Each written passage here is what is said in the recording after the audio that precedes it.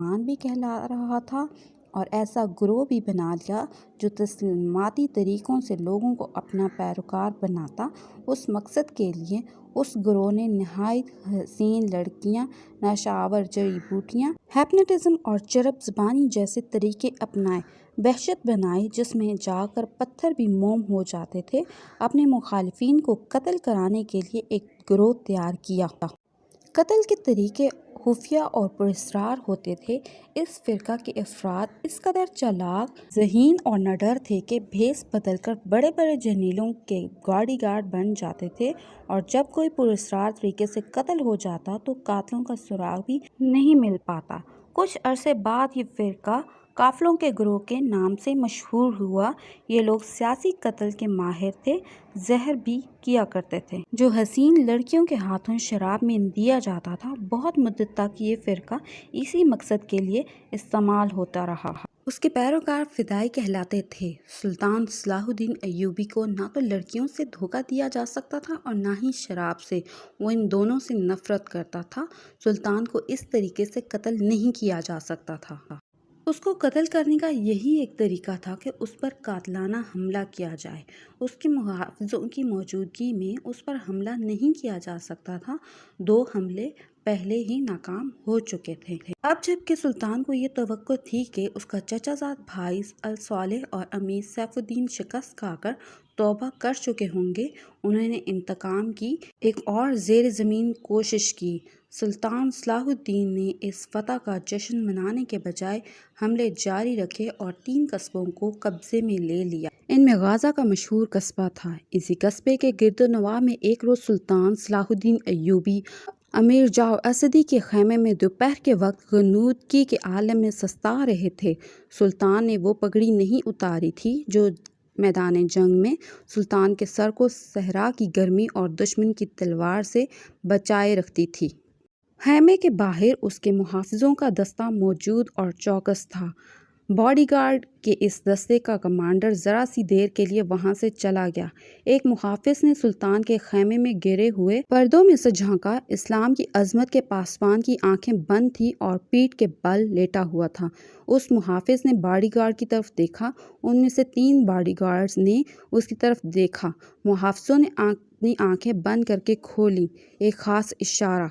3-4 मुहाफ़िज़ उठे और 2-3 बॉडीगार्ड को बातों में लगाया। मुहाफ़िज़ खैमे में चला गया और खंजर कमरबंद से निकाला। दबे पांव चला और फिर चींटी की तरह सोए हुए सुल्तान सलाहुद्दीन अय्यूबी पर जिस्त लगाई। खंजर वाला हाथ ऊपर उठा और ऐन उसी वक्त सुल्तान ने करवट बदली।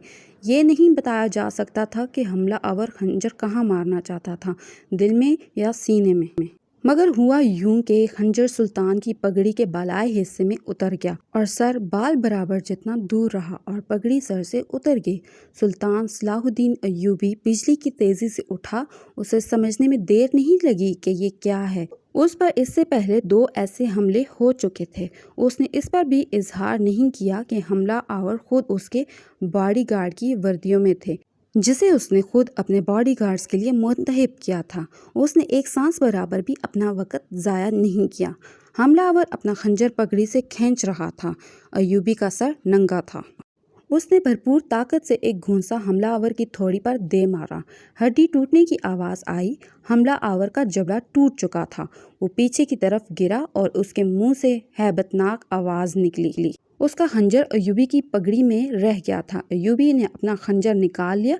इतने में 2 मुहाफ़िज़ अंदर आए। उनके हाथों में तलवारें थीं, लेकिन ये दोनों मुहाफ़िज़ सुल्तान सलाहुद्दीन पर टूट पड़े। सुल्तान सलाहुद्दीन ने एक खंजर से 2 तलवारों का मुकाबला किया। ये मुकाबला 1-2 मिनट का था, क्योंकि तमाम बॉडीगार्ड्स अंदर दाखिल हुए थे। सुल्तान सलाहुद्दीन ये देखकर हैरान था कि उसके बॉडीगार्ड्स 2 हिस्सों में तकसीम होकर एक दूसरे को लहू-लुहान कर रहे थे। उसे चूंकि मालूम ही नहीं था कि उनमें से उसका दोस्त कौन है और दुश्मन, सो वो इस मुआरका में शामिल नहीं हुआ।